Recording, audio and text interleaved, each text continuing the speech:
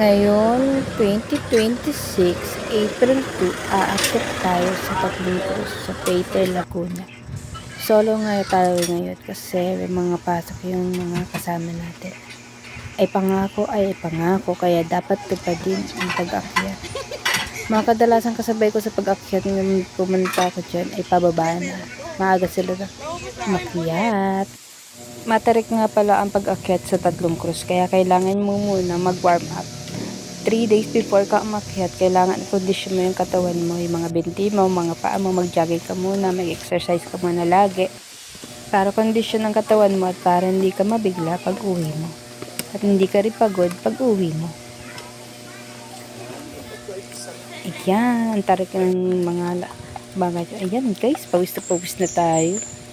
Pero carry lang.